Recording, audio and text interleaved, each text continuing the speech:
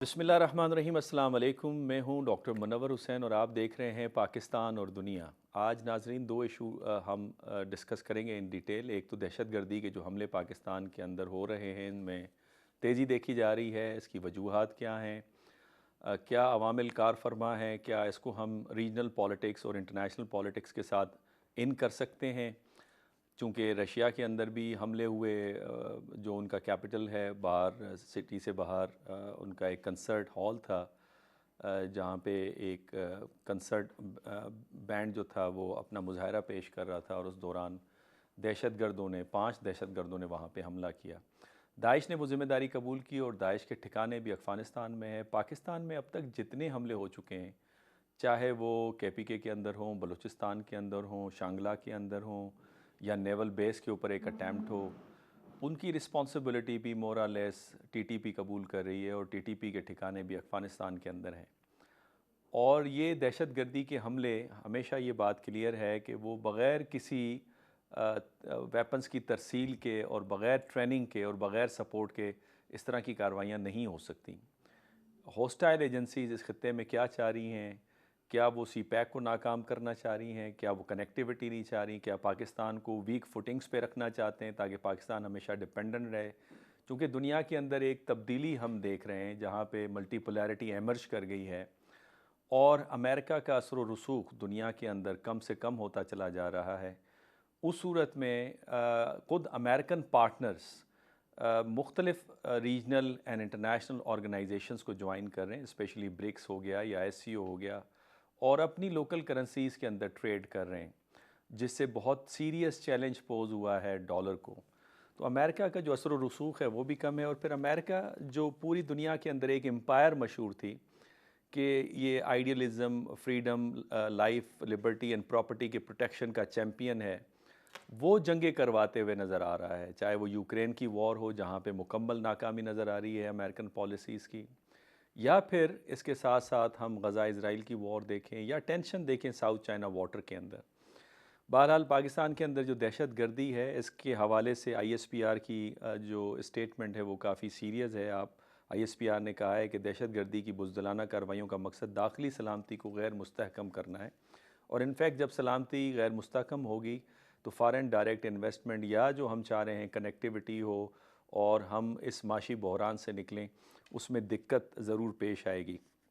इस हवाले से चीन ने अपने ख़दशात का इज़हार किया है, चूँकि इसके अंदर 5 चीनी इंजीनियर्स, उनकी हलाकतें हुई हैं, जो कि बशाम के मुकाम पर जो गाड़ी पर हमला हुआ। चीन मुकम्मल तहकीकात की इस वक्त मुतालबा कर रहा है। इसके अलावा सिक्योरिटी फोर्सेस ने डेरा इस्माइल ख़ान में कार्रवाई की, जिसमें 4 दहशत गर्दों को उन्होंने वासिल जहन्नुम किया। बलूचिस्तान तुर्बत में नेवल बेस के ऊपर जो हमला था उसे भी नाकाम बनाया सिक्योरिटी फोर्सेस ने, और 4 दहशतगर्द वहाँ पे भी हलाक हुए। देखा ये जा रहा है नाज़रीन, तकरीबन 2 सालों में 1560 तकरीबन वाक़यात हुए हैं दहशतगर्दी के। यानी 2 सालों में जब से TTP के साथ या लोकल तालिबान हुकूमत के साथ ग्रुप के साथ हमारा मुआहदा मनसूख हुआ है, उस वक्त से लेकर इन वाक़यात के अंदर हमें बढ़ावा नज़र आ रहा है। और इन्हीं वाक़यात के अंदर तकरीबन 553 सिक्योरिटी एहलकारों ने शहादत नोश की है और तकरीबन 263 शहरी इसमें शहीद हुए हैं, जबकि 1365 सिक्योरिटी एहलकार ज़ख्मी हुए हैं और शहरी तकरीबन 773 ज़ख्मी हुए हैं। सवाल ये पैदा होता है कि अगर दुनिया के एक हिस्से में अमन नहीं होगा और इंस्टेबिलिटी आएगी, गैर मुस्तहकम होगा, तो इसका डोमिनो इफ़ेक्ट तो ओवरऑल बाकी ख़ित्तों के ऊपर भी पड़ता है।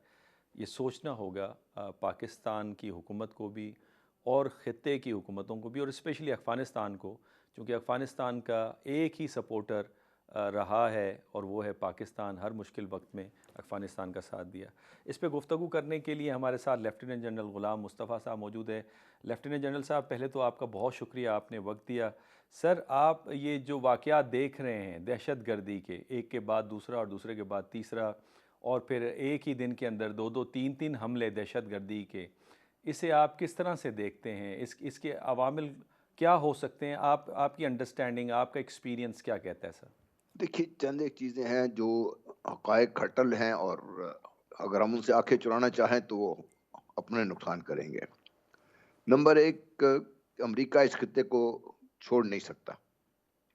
अमेरिकन बूट तो निकल गए हैं, लेकिन अमेरिका अफ़गानिस्तान को या पाकिस्तान को जोग्राफियाई तौर पर देखें तो पाकिस्तान अफ़गानिस्तान में एक ही खिता बंद है, इसको छोड़ नहीं सकता। हम्म, क्योंकि ये छोड़ देगा तो इस पूरे रीजन से हम्म, उसका असर रसूख खत्म हो जाएगा। हम्म, क्योंकि यहाँ से छोड़ेगा तो फिर जो उसकी मुखालिफ क़ुव्वतें हैं या दूसरी क़ुव्वतें जो उभर के आ रही हैं, चाइना है, रशिया है, उनका इन्फ्लुएंस डेफिनेटली आ जाएगा कि वैक्यूम वैक्यूम तो रहता नहीं। हम्म, और ये अमेरिका किसी सूरत बर्दाश्त कर नहीं सकता।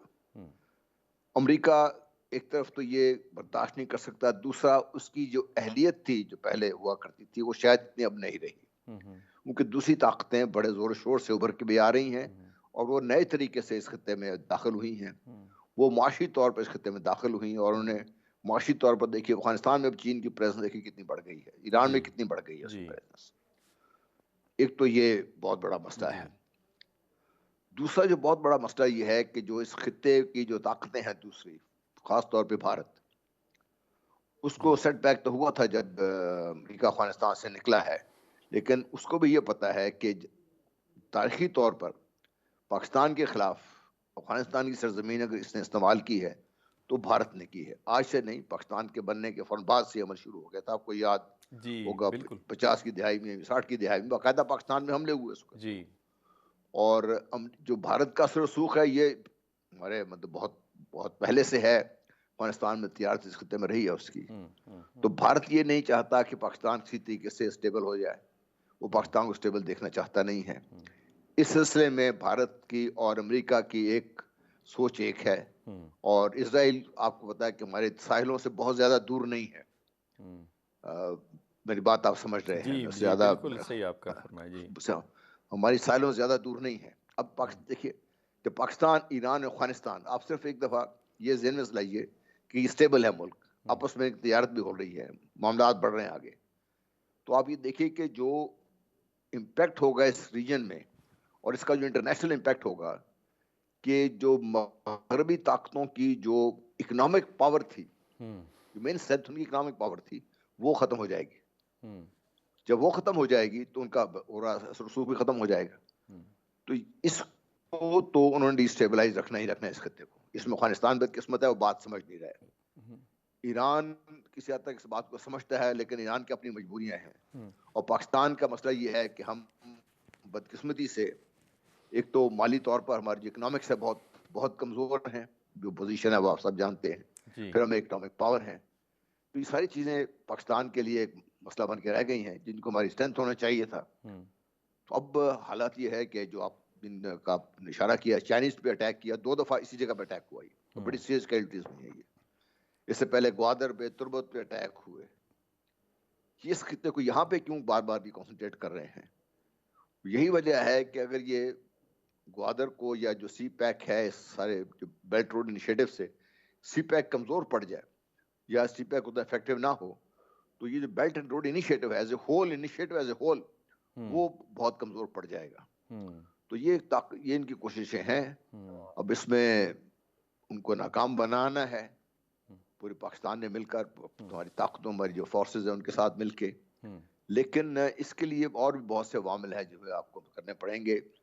ये वक्त है कि हमारी जो सियासी लीडरशिप है, जी, उनको मौके की नज़ाकत का मेरा ख्याल अभी तक एहसास हम्म, नहीं है सही कि फरमाया, पाकिस्तान किस मसाइल में है जी। हम्म, नहीं जनरल साहब बिल्कुल आपने राइटली पॉइंट आउट किया। जनरल साहब मुझे ये नहीं समझ आती कि अमेरिका जब वो वजूद में आया तो वो एक आइडियलिज़म के बुनियाद पर वजूद में आया कि हम ऐसी परफेक्ट सोसाइटी बनाएंगे जो मॉडल होगी दूसरों के लिए, और हम डर्टी पॉलिटिक्स का हिस्सा नहीं बनेंगे।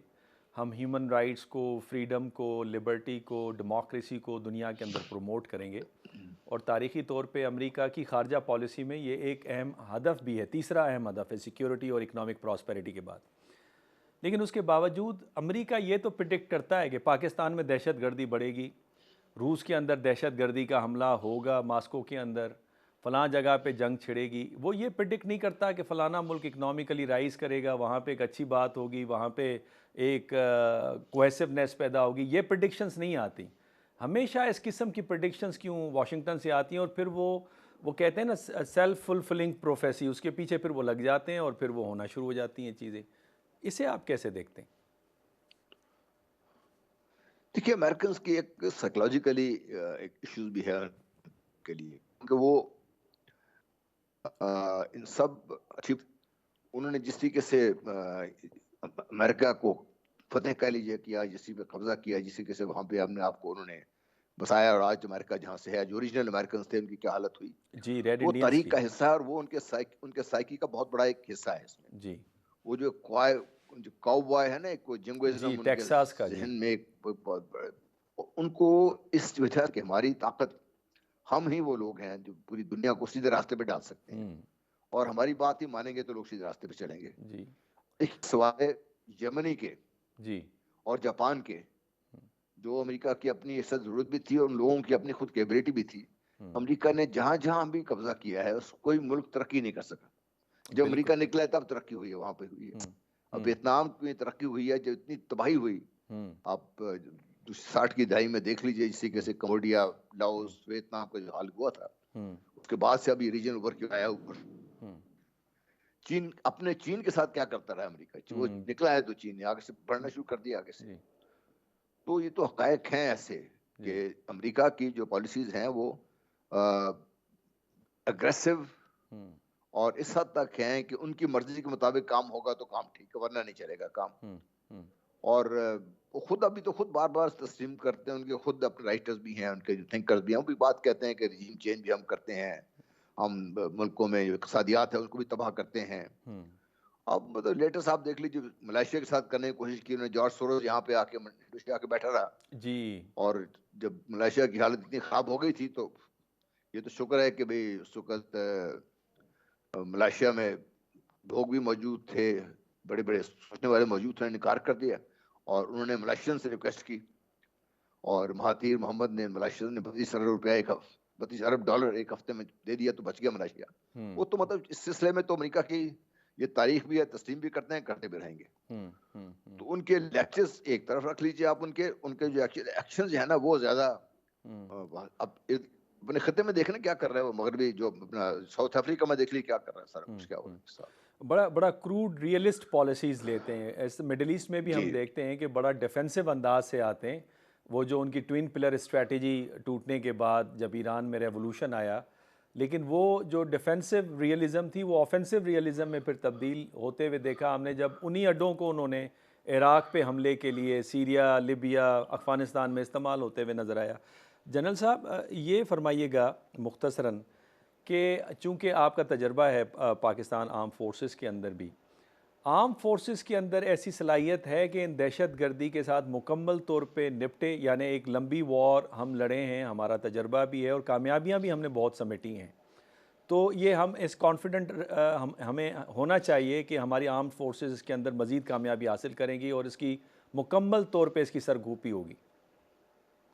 देखो, मुझे इसमें कोई शक नहीं है, वो इसलिए कि जो इस वक्त की आप जूनियर मोस्ट ऑफिसर से, सिपाही से लेकर सीनियर मोस्ट जो ऑफिसर है पाकिस्तान फौज का, ये उस जो आग की भट्टी से गुजर के आया दहशतगर्दी की जंग में। जी। ये दुनिया की मुश्किल तरीन जंग है जो पाकिस्तान फौज ने लड़ी है, और इसमें अल्लाह का शुक्र है, अल्लाह की बहुत हम पे तो जो करम भी रहा, अवाम शाना बशाना साथ खड़ी थी, और मिलकर हमने इस दहशतगर्दी की जंग में हमने बहुत बड़ी बड़ी कामयाबियां अल्लाह ताला ने हमें अता फरमाई हैं। और अब भी ये लोग वही हैं, पाकिस्तान के अवाम भी वही हैं, फौज पाकिस्तान भी वही हैं, इसकी लीडरशिप भी एक्सपीरियंस्ड है। बहुत शुक्रिया जनरल साहब। नाजरीन, यहाँ पे छोटी सी एक ब्रेक लेते हैं। जब ब्रेक से वापस आएंगे तो इज़राइल और गज़ा का मामला जो है उसको लेके चलेंगे। इस हवाले से जो सिक्योरिटी काउंसिल के अंदर रेजोल्यूशन पास हुई है उसके क्या असरात होंगे, क्या वो resolution in letter and spirit वो इम्प्लीमेंट होगी या नहीं। लेकिन यहाँ पे लेते हैं एक छोटी सी ब्रेक। वेलकम बैक नाजरीन। वक्फे से पहले हम बात कर रहे थे पाकिस्तान के अंदर दहशत गर्दी और उससे एक 5 चीनी इंजीनियर्स की कीमती ज़िंदगियों का ज़िया और उस पर पूरी कौम का मग़मूम होना। और इस वक्त वज़ीर आज़म की सरबराही के अंदर एक एमरजेंसी इजलास भी हुआ है। पिछले सेगमेंट में हम ये बात कर रहे थे, इस वक्त हमें डॉक्टर कमर चीमा साहब ने भी ज्वाइन किया है। डॉक्टर साहब, ये फरमाइएगा, आज वाशिंगटन डीसी से मैथ्यू मिलर जो कि स्पोक्स पर्सन हैं स्टेट डिपार्टमेंट के, उन्होंने पाकिस्तान ईरान गैस पाइपलाइन पे स्टेटमेंट दी है कि ईरान चूँकि अंडर सैंक्शन है, हम पूरी दुनिया को कहते हैं कि ईरान के साथ तजारत नहीं करें, उससे उन सैंक्शन से वो भी मुतासर हो सकते हैं। अब सवाल यहाँ पे ये पैदा होता है डॉक्टर साहब कि इंडिया भी उनके साथ कारोबार कर रहा है, कोई सैंक्शंस उनके ऊपर नहीं लगे। उसके अलावा हमने टर्की को भी देखा, जापान भी लेते हुए नज़र आ रहा है एनर्जी की प्रोडक्ट्स। साउथ कोरिया ने भी ली हैं और इराक भी लेता रहा है। वहाँ पे तो सैंक्शंस की बात नहीं होती, पाकिस्तान के हवाले से सैंक्शंस की क्यों बात होती है? इसके पीछे असल मसला क्या है? पाकिस्तान को दबा के रखना है मकसद इसका? चूँकि अगर ईरान को कमज़ोर करना है तो फिर तो जापान को भी मना करें, इराक को भी मना करें, इंडिया को भी मना करें। बहुत शुक्रिया। देखें, मैं समझता हूँ कि हमारी जो वल्नरेबिलिटीज़ हैं, उनको जज कर लिया गया है और वो समझते हैं कि शायद ये ज़्यादा वल्नरेबल हैं, इसलिए। और दूसरा, हमारे यहाँ आपको पता है एक पॉलिटिकल पोलराइजेशन है जिसका भी फ़ायदा उठाया जाता है। सो मैं ज़ाती तौर पे समझता हूँ कि पाकिस्तान को अपने नेशनल इंटरेस्ट में फ़ैसला करना चाहिए। जैसे आपने कहा कि बहुत सारे ममालिक जो हैं वो, अब फॉर एग्ज़ाम्पल इंडिया ने अगर रशिया से S-400 खरीद लिया, मैं मिसाल दे रहा हूँ, जी, तो जी। उसके ऊपर जो काट्स एक्ट लगता था अमेरिका का, लेकिन अमेरिका ने वेवर दे दिया क्योंकि जी बड़ा इंपॉर्टेंट मुल्क है। लेकिन अगर वही काम जो है वो टर्की करे, तो टर्की के ऊपर पाबंदियां हैं। सो मैं जी। समझता हूँ कि हमें थोड़ा सा बोल्ड होना पड़ेगा। अगर पाकिस्तान के अंदर ईरान से गैस आती है, तो मैं समझता हूँ डॉक्टर साहब इसके फायदे ये हैं कि पाकिस्तान के अंदर इन्फ्लेशन कम होगी, हुँ, हमारी एनर्जी की प्राइसेस कम होगी। हुँ, हम, आपको पता है, ऑलरेडी बहुत ज्यादा पैसा दे रहे हैं, बिजली बहुत महंगी हमारे पास मिल रही है। हुँ, अगर गैस भी महंगी मिलती है, बिजली महंगी मिलती है, हमारे लोगों की कॉस्ट ऑफ लिविंग पे इसका बड़ा असर पड़ेगा। हुँ, सो पाकिस्तान की जो पॉलिटिकल क्लास है, उनको पाकिस्तान के नेशनल इंटरेस्ट में फैसले लेने हुँ, चाहिए। हुँ, हमारा जो नेशनल इंटरेस्ट है वो किसमें है, ये दूसरा मुल्क डिटरमिन नहीं करेगा। हुँ, लेकिन एट द सेम टाइम हमें तमाम ममालिक के साथ इंगेज करना है। और इसमें मेरा ख्याल समझता हूँ अमेरिका के साथ कॉन्टिन्यूसली उनको लूप में लेने की जरूरत है और उनको बताने की जरूरत है कि अगर आप ये समझते हैं कि हम अपने डॉलर देके और महंगा तेल और महंगी गैस बाहर से इंपोर्ट करें, रादर देन कि हम अपने पाकिस्तानी रुपए में गैस जो है वो इंपोर्ट कर लें ईरान से, तो this is far far more important. तो मेरे लिए तो डॉक्टर साहब इंपॉर्टेंट चीज ये है कि ये, अभी देखिए ना, इंडिया ने भी तो रशिया से तेल खरीद लिया था, 50 अरब डॉलर का उन्होंने तेल खरीदा है, और वो उस तेल को रिफाइन करके तो अमेरिका को बेचते रहे और यूरोप को बेचते रहे हैं। हुँ। मैं समझता हूँ कि इसमें थोड़ी सी, एक तो पार्लियामेंट को इफेक्टिव होना है। हमारे पॉलिटिशियन ज्यादातर ये करते हैं और स्टेक होल्डर ये करते हैं डॉक्टर साहब कि हुँ, ये बंद कमरों में फैसले कर लेते हैं। जब पार्लियामेंट में नहीं लेके जाते तो बहुत सारी ऐसी चीजें होती हैं जहां पे स्टेट को वो चीजें पब्लिक में लाके पार्लियामेंट पे छोड़ देनी चाहिए कि अगर कोई ऐसा फैसला हो तो आप इंटरनेशनल कम्युनिटी को ये बताने वाले हो कि ये पार्लियामेंट ने फैसला किया, हम नहीं कर सकते। एंड देन आप उसके बाद जो है एक नेशनल कंसेंसस बिल्ड करते हैं और उस नेशनल कंसेंसस में चीजें आती है, ना कि आप बंद कमरे में फैसला करें हम ट्रेड करेंगे, बंद कमरे में फैसला करेंगे पाइपलाइन आएगी और पाइपलाइन नहीं आएगी। हमने, जब आपको याद होगा कि कुछ अर्सा पहले हमने ये फैसला किया कि यमन में फौज नहीं भेजेंगे, तो हुँ, वो डॉक्टर साहब फैसला किया on the basis because Pakistan की पार्लियामेंट ने कहा था। हुँ। तो हमारे बहुत अच्छे ताल्लुकात हैं सऊदी अरब के साथ, उन्होंने भी हमारी इस पार्लियामेंट की बात को रिस्पेक्ट किया। सो अभी भी पाकिस्तान के लोग और पाकिस्तान की सालमियत सबसे इंपॉर्टेंट है मेरी नजर में। डॉक्टर साहब, अगर हम लोगों की कॉस्ट ऑफ लिविंग को बढ़ाते हैं, मुल्क में इन्फ्लेशन बढ़ती है, आम आदमी के लिए गैस एक्सेसिबल नहीं होती, तो ये मैं समझता हूं तो फिर हमारे लोग बैठ के कर क्या रहे हैं जो पार्लियामेंट में जिनको हमने चुन के भेजा। तो ये चीजें इनको समझने की जरूरत है, वो फैसले करें जो अवाम के इंटरेस्ट में है। हाँ, हमें दुनिया के ममालिक के साथ ताल्लुकात को बराबरी करनी है, हमें अमेरिका के साथ भी इंगेजमेंट करनी है, लेकिन अवाम अगर महंगी जिंदगी गुजारेगी तो ये इस चीज के लिए पॉलिटिशियंस को नहीं चुना गया, उनको सख्त फैसले करने के लिए चुना गया। डॉक्टर साहब, ये आपने बजा फरमाया, उसकी एक बड़ी एक अच्छी और भी मिसालेंगे। इंगेजिंग इंडिया टालबोट ने लिखी। आइन टालबोट असिस्टेंट सेक्रेटरी थे साउथ एशिया में क्लिंटन दौर के अंदर। उन्होंने कहा कि हम आना चाह रहे थे पाकिस्तान, विजिट पे करना चाह रहे थे ताकि हम पाकिस्तान को कन्विंस करें कि वो न्यूक्लियर धमाके न करें। उस वक्त नवाज शरीफ साहब प्राइम मिनिस्टर थे और फिर पाकिस्तान ने वो ट्रिप अप्रूव नहीं किया था इनफैक्ट। तो आपकी बात ठीक है, डेलिब्रेशंस के साथ जो पार्लियामेंट में डेलिब्रेशंस होगी, सिर्फ पार्लियामेंट को न लें, आप स्कॉलर्स को भी इंगेज करें, मीडिया पर्सनस को करें, प्रैक्टिशनर्स को करें, डेलिब्रेशन के बाद पॉलिसी मेकिंग करें ताकि रैशनैलिटी हो। लेफ्टिनेंट जनरल साहब, ये कमर चीमा साहब ने बड़ी एक अहम बात कही कि अमेरिका को भी इंगेज रखना ज़रूरी है, बट सवाल ये पैदा होता है कि अमेरिका को किस तरह से एंगेज करें। हमने लगता तो ये जैसे सारे अंडे अमेरिकन बास्केट के अंदर डाल दिए हैं, वो हमेशा हमें प्रेशर करके काम से रोकने की कोशिश करते हैं, जबकि दूसरी दुनिया जो है वो कर रही होती है। अब वो सैंक्शंस की बात करें ईरान की, वो सैंक्शंस की तो कोई रिस्पेक्ट है ही नहीं जी। पूरी दुनिया ईरान के साथ ट्रेड कर रही है, रशियंस का डिफेंस कोऑपरेशन है, चाइना $400 बिलियन की इन्वेस्टमेंट कर रहा है, इंडिया वहाँ से ऑयल एंड गैस वहाँ से इंपोर्ट कर रहा है, टर्की कर रहा है। उसके अलावा मैंने इराक का नाम ले लिया, इराक ने पेमेंट भी कर दी ईरान को, साउथ कोरियंस ने भी कर दी, जापान भी उनके साथ कर रहा है। पाकिस्तान क्यों, हम कहाँ हमारी नाकामी है कि वो हम बैलेंस नहीं कर पा रहे अमेरिकन के साथ रिलेशनशिप। देखिए बदकिस्मती है जो मैं बात कर रहा हूँ, बड़ी दुख से बात कर रहा हूँ कि हमारे जाती मफादात जो है बहुत लिमिटेड सियासी मफादात हैं, वो आड़े आ जाते हैं। वरना कोई जी हो शख्स इस चीज़ से इनकार नहीं कर सकता कि पाकिस्तान की और ईरान के साथ जो ताल्लुकात है, माशी ताल्लुकात, खासतौर पर ये गैस का और ऑयल पाइप वगैरह का है, ये पाकिस्तान के लिए क्रिटिकल है। पाकिस्तान डिस्टेंस भी कोई नहीं है। और मोर इम्पोर्टेंटली देखिए, पाकिस्तान एक सॉवरेन स्टेट है, हमें अपने फैसले करने का अख्तियार है। दुनिया के साथ मिलकर चलें, लेकिन अपने फैसले तो खुद करने का अख्तियार है ना। मैं आपको छोटी सी मिसाल देना चाहता हूँ। जनरल वहीद काकड़ चीफ आर्मी स्टाफ थे और उनके विजिट था अमेरिका का जी। तो अमेरिका में बड़े जोर लगा रहे थे कि हमने न्यूक्लियर प्रोग्राम डिस्कस करना है। जनरल वहीद काकड़ ने इनकार कर दिया, मैं नहीं डिस्कस करूंगा। भारत जब वो एक तय हो गया जो भी बातचीत का था एजेंडा, तो जब पहुंचे जनरल वहीद अमेरिका, तो वहाँ जो उस वक्त के जो डिफेंस अटैची थे उन्होंने बताया जी कि अमेरिकन बात मान नहीं रहे थे, तो वो एजेंडे में शामिल हो गया न्यूक्लियर जो प्रोग्राम का भी मसला हमारा डिस्कस करना पड़ेगा। जनरल वक़्त वहीद ने वहाँ जवाब दिया, उसने कहा मैंने कह दिया था हम नहीं डिस्कस करेंगे, तो इसलिए हम डिस्कस नहीं करेंगे। आप ऐसा कीजिए कि मेरा टिकट वापस बुक करा दीजिए, मैं वापस जा रहा हूँ पाकिस्तान, मैं किसी से बात नहीं करूँ। सब कुछ क्या है अपनी मर्जी के मुताबिक करना चाहिए पाकिस्तान। और हमें देखिए, हम जब पूछते हैं ना जी हम ये कर लें, क्यों पूछते हैं हमसे कर लें उसके? देखिए हमें सिर्फ डर ये है कि हमें अमेरिका की जरूरत है, हम ये नहीं समझते कि अमेरिका को पाकिस्तान की ज्यादा जरूरत है। अमेरिका पाकिस्तान को नहीं छोड़ सकता, इस खिते को नहीं छोड़ सकता। डॉक्टर साहब पिछले सेकंड में मैंने आपसे बात की थी, आप या जो भी चाहे मुझसे बैठ लगा लें, पाकिस्तान आज ये फैसला कर ले कि हमने पाइपलाइन बिछानी है, अमेरिका शोर मचाने के अलावा कुछ नहीं करेगा, क्योंकि उसको पाकिस्तान की उतनी ही जरूरत है जितनी पाकिस्तान को अमेरिका की, बल्कि अमेरिका को ज्यादा जरूरत है।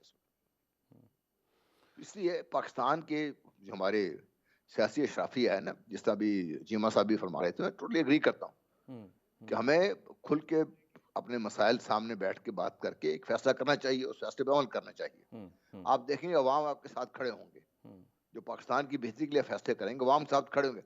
जब अवाम आपके साथ खड़े होंगे ना, फिर अमेरिका की ताकत आपको कुछ बिगाड़ नहीं सकती। हम पे पहले भी सैंक्शन तो लगी है ना, पहली दफा तो नहीं है। जनरल साहब, ये आपने बहुत ही इंपॉर्टेंट पॉइंट उठाया है, आपने बिल्कुल सही फरमाया। माजी में अगर हमने बिलफर्ज न्यूक्लियर अपनी कैपेबिलिटी ली, अमेरिकन सीखते रहे, हमने उनकी बात नहीं सुनी। इसी तरह हक्कानी नेटवर्क के ऊपर हमने उनकी नहीं सुनी। सलाला इंसिडेंट के बाद हमने उनकी तरसील हथियारों की रोक दी थी, उस पर भी हमने नहीं सुना। तो ये बात आपकी ठीक है, मेरा ख्याल है कि हिम्मत करनी चाहिए। लेकिन वो बात वही है जो चीमा साहब आपने फरमाया कि हमारी करंट जो पॉलिटिकल लीडरशिप है, उसका प्रॉब्लम ये है कि उनके बच्चे वहाँ पे पढ़ते हैं, उनकी प्रॉपर्टीज़ वहाँ पे हैं और वो इमोशनली अटैच हैं उनके साथ। तो फिर वो किस तरह से उनको खड़े होकर कहेंगे कि नहीं जी मुल्क का मफाद सबसे पहले।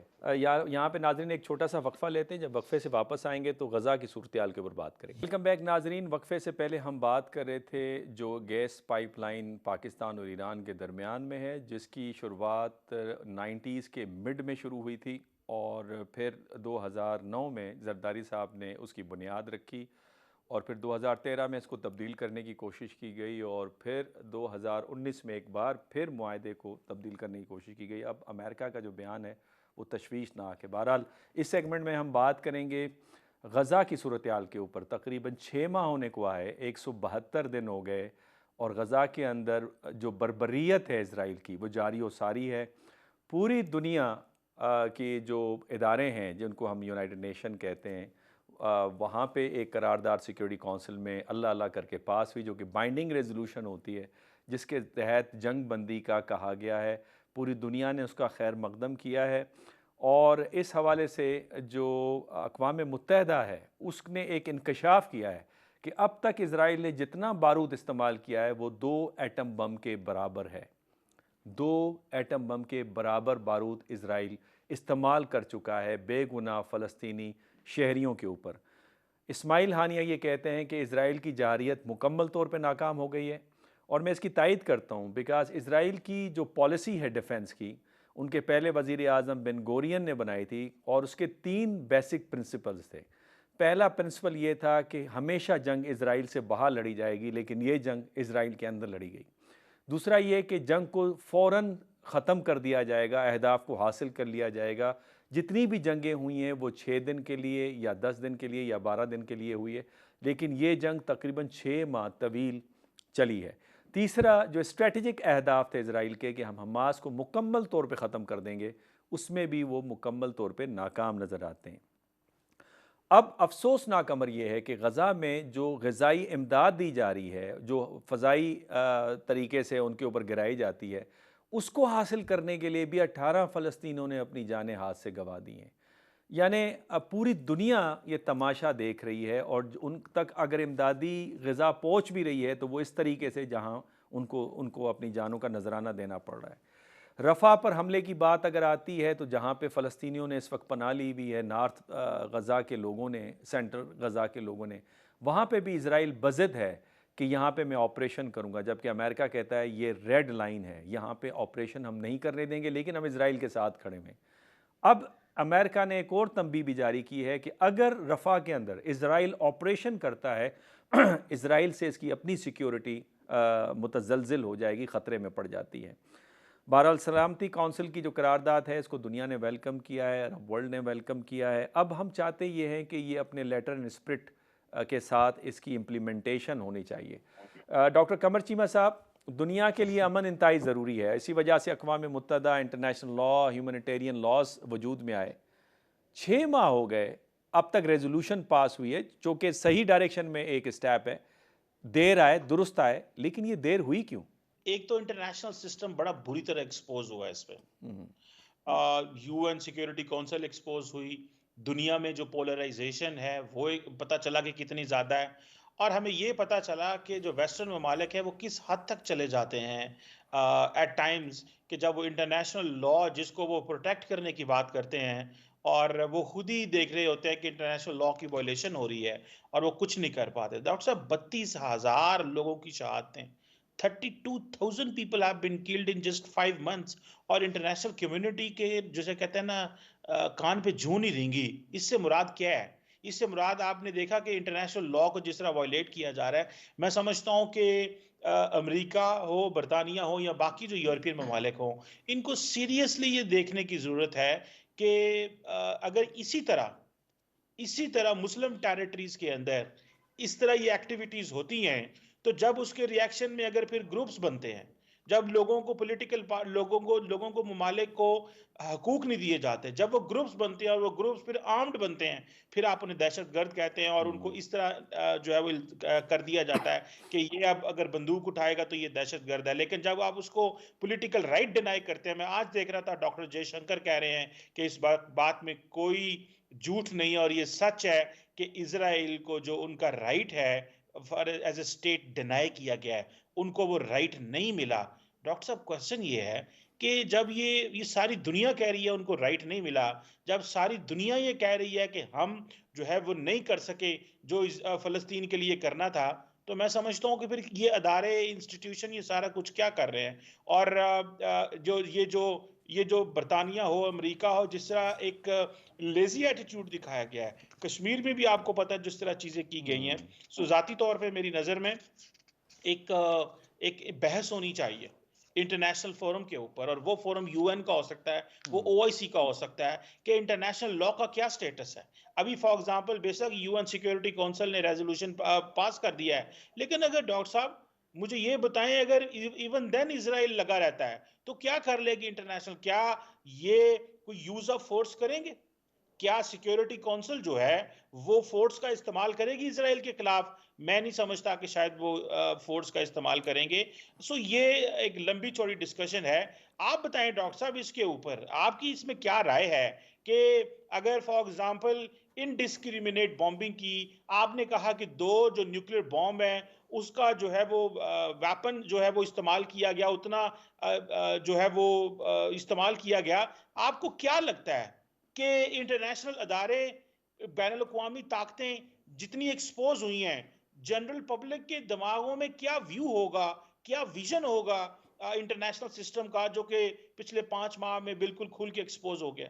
डॉक्टर साहब, कंप्लीट फेलियर, जिस तरह आपने भी कहा, कंप्लीट फेलियर है इंटरनेशनल सिस्टम का। जब हम कहते हैं इंटरनेशनल सिस्टम, अपने देखने वालों को बताएं, जब हम इस सिस्टम की बात करते हैं तो ये लिबरल वर्ल्ड ऑर्डर है, जो ट्रीटी ऑफ वेस्टफीलिया 1648 30 इयर्स वॉर के बाद एक वजूद में आया।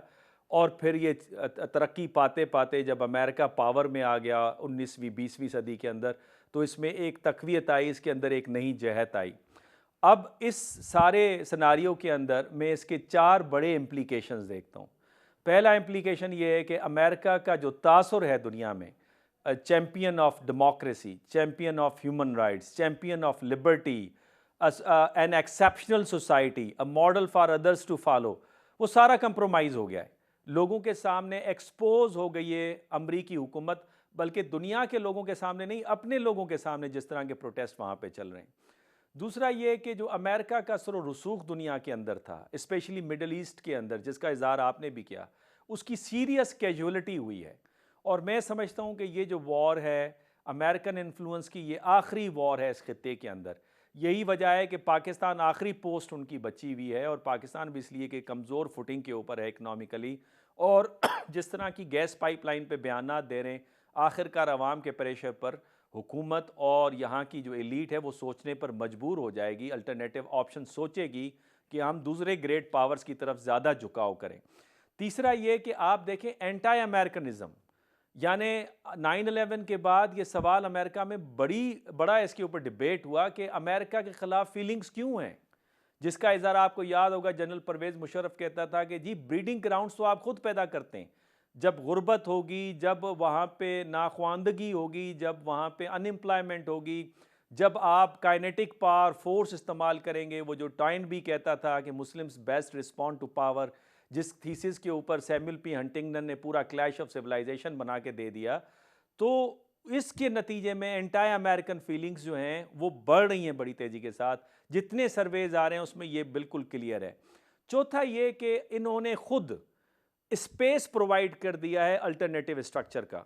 देखिए ना, ब्रिक्स के अंदर ये बात तो हुई है ना कि हम अपनी लोकल करेंसी के अंदर ट्रेड करें।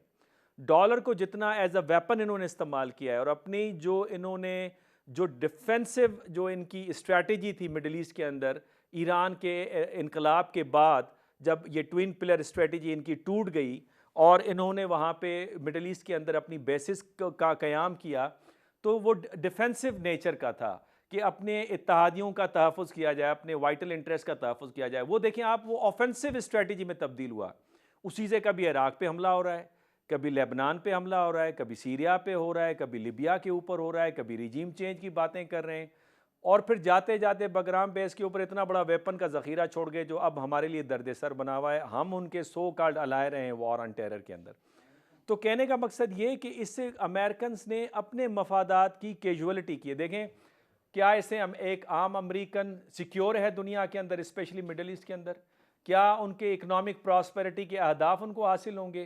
क्या जो आइडियल वो प्रमोट करना चाहते हैं दुनिया के अंदर, क्या उसकी प्रमोशन हुई है? मैं समझता हूं कि अमेरिकन्स ने बहुत बड़ा नुकसान दिया है। और आखिरी बात ये कहूँगा कि it is like spitting over the Graves of the founding father. ये जो यूज़ ऑफ फोर्स है, डॉक्टर साहब आप भी इत्तफाक करेंगे, आप अमेरिका में कई दफ़ा गए, अमेरिका के पास जितना सॉफ्ट पावर स्ट्रांग है दुनिया में किसी और सेंटर ऑफ पावर के पास इतना नहीं है। उसको इस्तेमाल नहीं करते, वेपन्स को इस्तेमाल करते हैं, फोर्स को इस्तेमाल करते हैं। ये बड़े अफसोस की बात है। जिस तरह के इजराइल की जेनोसाइड पॉलिसीज़ हैं फ़लस्तीनियंस के ख़िलाफ़, जो इंडियंस कश्मीर के अंदर कर रहे हैं, डॉक्टर साहब आपको क्या लगता है कि ये जो इब्ने खुल्दून अपने मुकदमे में कहता है, John Paul Kennedy rise and fall of the great powers में कहता है कि जब पावर उरूज पे जाती है तो फिर दो चीज़ें करते हैं। एक तो ओवर स्ट्रेचिंग होती है उनकी, जो अमेरिकन की सूरत में नज़र आ रही है, और दूसरा आप देखें कि इनएप्ट पॉलिसीज़, यानी आप यूक्रेन के अंदर भी फंसे हुए हैं, वहाँ पे आप ट्रैप हुए हैं, वो कंप्लीट फेलियर है, वो तो सरेंडर करने को तैयार है यूक्रेनियन, बल्कि वो ज़ेलेंस्की कहता है कि अगर ट्रंप आ गया तो भाई हम तो हाथ खड़े कर देंगे। यूरोपियन आपके अतादी कह रहे हैं कि जी ट्रंप साहब आ गए तो फिर सॉरी हम नेटो को छोड़ के ब्रिक्स को ज्वाइन कर लेंगे। और फिर इसराइल की वॉर जो गज़ा के साथ है उसमें भी नाकामी है। तो आप फिर चाइना को कंटेन किस तरह से करेंगे? देखिए डॉक्टर साहब, मैं समझता हूँ कि ओवरऑल जो इंटरनेशनल स्ट्रक्चर है ना, वही हिला हुआ है। और उसकी वजह जो है, एक तो इनइक्वालिटी है, और दूसरा उसकी वजह जो है वो ये है कि हम हर जैसे तैसे भी है, कुछ जो बड़ी ताकतें हैं वो अपने हक में फैसले लेना चाहती हैं। तो उसकी वजह से एक वो जिसे कहते हैं हैव एंड हैव नॉट्स की का जंग, तो हमने वो राइट्स एंड इकोनॉमिक राइट्स की भी तो देखा। लेकिन जैसे आप देखिए, ग्लोबल साउथ जैसी डिबेट डिस्कस होना शुरू हो गई। जी। तो मुझे ऐसा लगता है कि बैनुल-अक़वामी जो सिस्टम है वो सारे का सारा हिल रहा है। आपको पता है कि सिक्योरिटी काउंसिल में बड़ी तेजी से बहस हो रही है कि इसको रिफॉर्म किया जाना चाहिए। बहुत सारे ममालिक समझते हैं कि 5 जो बड़े ममालिक हैं, उन्होंने चीज़ों पे कंट्रोल किया हुआ है। वो खुद ही जज होते हैं, खुद ही ज्यूरी होते हैं, खुद ही प्लेयर होते हैं, खुद ही फैसले कर रहे होते हैं, और बाकी ममालिक को वो पूछते ही नहीं हैं। जैसे ही सिक्योरिटी काउंसिल ने अपने अपने हाथ खड़े कर दिए कि एक मुल्क दूसरे मुल्क को मारी जा रहा है, कोई बोल नहीं सकता, कोई कुछ कर नहीं सकता। तो दुनिया में कोई कानून नाम की चीज नहीं है, लेकिन जहां पे उनका दिल करेगा वो कानून को ले आएंगे, वो वहां पे चीजों ऐसी ले आएंगे। सो मुझे लगता है कि पाकिस्तान को इस हवाले से जो करने की जरूरत है कि कम से कम एक मुस्लिम वर्ल्ड का एक ब्लॉक जरूर एक्टिव होना चाहिए था। लेकिन हमारी जो मुस्लिम वर्ल्ड के अंदर आगे से दरारें पड़ गई हैं डॉक्टर साहब, मैं समझता हूँ ये हमारे लिए बड़ी खतरनाक है। अगर एक मजबूत मुस्लिम ब्लॉक होगा तो वो एटलीस्ट अपने राइट्स की बात कर सकेगा। अगर मुस्लिम ब्लॉक नहीं होगा तो जो बाकी ब्लॉक्स हैं, वो आपको पता है कि कितने कंप्रोमाइज हैं, कितने कमजोर हैं, उनकी सिचुएशन कितनी जो है वो वल्नरेबल है। सो इस सिलसिले में पाकिस्तान को या बाकी ममालिक को अपना रोल अदा करना चाहिए। और जो हमारे ऊपर प्रेशर डाला जा रहा है, इससे गैस नहीं लेनी, इससे कारोबार नहीं करना, इससे ये नहीं करना, इररिस्पेक्टिव, ये जानते हुए कि इन मुल्कों की आबादियां कितनी बड़ी हैं, इनके फाइनेंशियल मामलात कैसे हैं, लेकिन एक बड़ी जैसे आबादी पाकिस्तान के अंदर आज जो है, जिसने हालिया इलेक्शन में वोट दिया, उस वोट को पता ये चलता है कि लोग समझते हैं कि जो स्टेटस को वाली ताकतें हैं उनको हटाया जाए और स्टेटस को पीछे किया जाए, क्योंकि वो हमारे इंटरेस्ट को वॉच नहीं कर रहे। सो डॉक्टर साहब, ये चीजें मैं समझता हूँ कि पाकिस्तान में, दुनिया में, मुस्लिम वर्ल्ड में ये एक बड़ी बहस आइंदा कुछ अरसे में होगी, क्योंकि जो एग्जिस्टिंग इंस्टीट्यूशनल स्ट्रक्चर है वो ना तो रिस्पॉन्सिव है, ना वो अपना रोल प्ले कर रहा है, और लोगों को उसने उसके लिए जो है वो मसाइल ज्यादा क्रिएट किए हैं। जी। अब ये आपने बिल्कुल बजा फरमाया। ये दुनिया के अंदर एक आपको दो पोल बनते हुए नज़र आ रही है, which is exactly the reversal of the globalisation. आपको याद होगा कि 90s में हम डिबेट करते थे कि ये जो रीजनलिज्म है ये स्टेपिंग स्टोन है टूवर्ड्स ग्लोबलाइजेशन, और ये प्रेसिडेंट क्लिंटन के दौर में ये बड़ी स्पीडली आगे चला था। लेकिन अब आप देखें कि ये जो आपने ग्लोबल साउथ और ग्लोबल नॉर्थ की बात की है, तो दो पोल में तब्दील हो रहा है। और ग्रुप ऑफ 77 और नैम के अंदर देखें किस तेज़ी के साथ, किस एफिशिएंटली अंदाज से, किस एफिशिएंट अंदाज से वो आगे बढ़ रहे हैं। नेटो के अंदर भी आपको दरारें नज़र आती हैं। और फिर मैं ये समझता हूँ डॉक्टर साहब कि आपको नहीं लगता कि ये जो हम आप कह रहे हैं कि मुस्लिम उम्मा का ब्लॉक बने, ये ह्यूमन ब्लॉक क्यों न बने? मिसाल के तौर पे वेस्ट की जितनी आवाम फ़लस्तीनियंस के हक़ में निकली है, खुद मुसलमान ममालिक के अंदर इतने लोग नहीं निकले।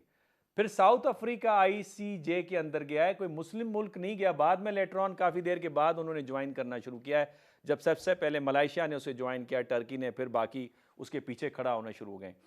तो आपको लगता नहीं है कि हम ये जो पावर बेस्ड रिस्पॉन्ड है towards the Muslim nation and the global south, मैं मुस्लिम नेशन से भी बढ़ के बात करूं, अफ्रीकन के साथ भी कोई अच्छा काम नहीं होते हुए नजर आया। ह्यूमैनिटेरियन ऑपरेशन के तहत जो एक्सप्लाइटेशन हुई है, जो उनकी मिनरल्स की जो एक्सप्लाइटेशन हुई है, वो हमारे सामने है। चाहे वो नैरोबी के अंदर हो, चाहे वो आपके कांगो के अंदर ऑपरेशन हो, वो बाद में चीज़ें बड़ी खुल के सामने आई हैं। बहरहाल आपको नहीं लगता कि ह्यूमन ब्लॉक जो है, जिसकी तरवीज इंग्लिश स्कूल ऑफ थॉट देता है, रैशनलिज्म देता है कि यार इंटरनेशनली अनार्की है और स्टेट के अंदर हायरार्की है, और दोनों के दरमियान में ब्रिज करने के लिए sense of international society create किया जाए बेस्ड ऑन कॉमन वैल्यूज़, और कॉमन वैल्यू है इंसानियत, the protection of life, liberty and property. तो आपको लगता है कि ये अगर हम लेके चलें तो ख़ुद वेस्ट की हुकूमतें अंडर प्रेशर आ जाएंगी, जिस तरह से वहाँ पे डेमोस्ट्रेशंस हो रही हैं, जिस तरह से अमेरिकन को वियतनाम वॉर पे रिवर्सल करना पड़ा था। लगता है कि फ़लस्तीन के इशू के ऊपर भी आखिरकार जो बाइडन को एब्सटेन उन्होंने किया है सिक्योरिटी काउंसिल से। मतलब ये कि वो इस बात पे कायल हो गए कि प्रेशर इतना बिल्टअप हो गया है कि इसको आगे इस पॉलिसी को लेकर मजीद नहीं जा सकते। आपका क्या ख्याल है? देखिए डॉक्टर साहब, ये बात सही है कि प्रेशर इतना बिल्ड हो गया है। इट मींस के जो ह्यूमन राइट्स की जो डिबेट है वो इतनी ज़्यादा दुनिया में चली कि क्योंकि अमेरिका में इस वक्त इलेक्शंस आने वाले हैं, तो जो बाइडेन साहब जो हैं उनके लिए भी मसला ये पैदा हो गया कि वो कैसे करके अपने आप को जस्टिफाई करेंगे जबकि उनका एक मजबूत तरीन अपोजिशन लीडर जो मौजूद है। दूसरी तरफ साहब, आप ये बात कर रहे हैं, जो ह्यूमन ब्लॉक की बात कर रहे हैं या इस लेवल पे जो बात कर रहे हैं, मैं नहीं समझता शायद ये चीज़ को वर्केबल होगी। आपको कहीं ना कहीं पे किसी ना किसी फ्रेमवर्क में रिफ्यूज लेनी पड़ती है। वो बेशक एथनिक हो, वो हिस्टोरिकल हो, वो रिलीजियस हो, वो कुछ ना कुछ आपको ज़रूर करना पड़ेगा। तब जाके कोई आइडेंटिटी इस तरह की डेवलप करनी पड़ेगी। जैसे कि हम देखते हैं कि मुसलमानों के पास एटलीस्ट एक थॉट तो है, एक आइडिया तो है। वो अलहदा बात है, कमज़ोर हैं, इतने जोगे नहीं रहे, वो एक अलहदा बात है। वेस्टर्न ममालिक हम अक्सर देखते हैं जी, फाइव आइज इंटेलिजेंस अलायंस है, हम्म। एक हिस्टोरिकल सिविलाइजेशनल कनेक्शन है उनका आपस में, जिसकी वो बात करते हैं, जिसको वो डिस्कस करते हैं दुनिया के सामने। इसी तरह अरब लीग को देखें तो एक एथनिक अंडरस्टैंडिंग है, एक डिस्कशन है जिसको लेके आपने एक ब्लॉक बनाया। इसी तरह आसियान को भी देख लें, वो भी एक इसी तरह का एक ब्लॉक है जो एक regional historical civilisational cultural and economic block है। किसी ना किसी तरीके से आपको कोई ना कोई ऐसा लिंक डेवलप करना है इसके अंदर, जिससे आप ये कह सकें कि इस ब्लॉक के पीछे लॉजिक क्या है। लेकिन मैं समझता हूँ कि पब्लिक के अंदर, जनरल पब्लिक के अंदर डॉक्टर साहब बड़ी बहस हो रही है। आम हम्म। आदमी जिसके हाथ में मोबाइल फोन है, जो इंस्टाग्राम चलाता है, जो फेसबुक चलाता है, जो यूट्यूब चलाता है, उनके यहाँ ये बड़ी बात आ रही है। और हर बच्चा और हर लड़का और हर लड़की जो पेरेंट्स घरों में हैं, वो बार बार एक चीज को देख रहे हैं। देखो, ये जुल्म की तस्वीर बच्चों के साथ कैसे हो रहा है, डॉक्टरों के साथ कैसे हो रहा है। तो उनका एक जो अंडरस्टैंडिंग थी, जब आप उनके सामने बात करते हैं इंटरनेशनल सिस्टम की, इंटरनेशनल लॉ की, तो वो समझते हैं ये चीजें तो कॉम्प्रोमाइज हो गई हैं। जनरल पब्लिक जो है वो अब इन चीजों को नहीं मानती है, और it has become a global चीज है। ये हम्म। ग्लोबल पर्सपेक्टिव है, ये सिर्फ ये नहीं है कि ये एक किसी एक मुल्क में है।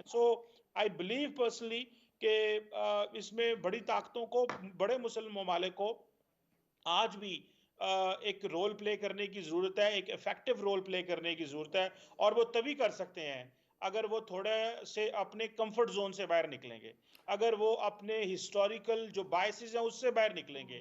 क्योंकि जिस तरह दुनिया तब्दील हो रही है डॉक्टर साहब, मैं समझता हूँ कि चीज़ें जो हैं वो अब वैसे नहीं जो आज से 10 साल 15 साल पहले थी। अब एक मुस्बत तब्दीलियाँ आ रही हैं, लेकिन इसके लिए मुस्लिम ममालिक को और बाकी जो ऐसे ममालिक हैं जो समझते हैं कि बैनुल-अक़वामी सिस्टम कॉम्प्रोमाइज़ है, उनको कोशिश करनी होगी। डॉक्टर साहब, ये आपने बिल्कुल सही फरमाया। आपने एक बात नोट की डॉक्टर साहब, जिस वक्त ये रेजोल्यूशन पास हुई है यूएन सिक्योरिटी काउंसिल के अंदर, तो अरब ममालिक इकट्ठे होकर उन्होंने एक प्रेस कॉन्फ्रेंस की। मुस्लिम ममालिक के एम्बेसडर से नहीं की, अरब ममालिक ने की। तो वो जो मुस्लिम उम्मा का कॉन्सेप्ट है, उन्होंने खुद उसको पीछे रखकर अरब नेशनलिज्म को सामने लाया कि जी देखिए, हमारी एफर्ट से आखिरकार हमने कामयाबी हासिल की है। अच्छा डॉक्टर साहब, चूँकि वक्त भी ख़त्म हो गया है, मैं तो, मेरा दिल चाह रहा था कि हम बात करते कि प्रेसिडेंट ट्रम्प, हम एक परसेप्शन लेते कि वो आ गए एज अ प्रेसिडेंट, तो फिर हमें क्या नज़र आता यूक्रेन के ऊपर और इस थिएटर के ऊपर जो गज़ा इजराइल की जो वॉर चल रही है, इसमें एक जुमले में अगर आप बता दें फिर क्या होता, वॉर ख़त्म हो जाती या इंटेंसिफाइड होती? मैं समझता हूँ कि प्रेसिडेंट जो डोनाल्ड ट्रंप हैं, उनके दौर में आपको पता है इब्राहिम अकॉर्ड हुआ था। हम्म। ये कहना कि कोई बड़ी अब्रप्ट तब्दीली आती, आपको पता है उनके जो सन इन लॉ हैं जैरेड कुशनर, उनका बड़ा एक इन्फ्लुएंस है जी इजराइल के जी जी अंदर। जी। ये कहना कि कोई बहुत बड़ी तब्दीली शायद आती, ये मुमकिन नहीं है। लेकिन शायद इस वक्त वो भी एक पॉपुलर वॉइस के तौर पे बोल रहे हैं। जब कुछ करने का वक्त आएगा तो शायद वो उस तरह चीज़ें ना कर सकेंगे। Thank you very much doctor Qamar Cheema साहब। नाजरीन, आज की आपने बहस सुनी और देखी। इस पे आपके कमेंट्स का इंतज़ार रहेगा। नेक्स्ट वीक में नए टॉपिक्स के साथ आपकी खिदमत में हाज़िर होंगे। इजाज़त दीजिए। अल्लाह हाफ़िज़।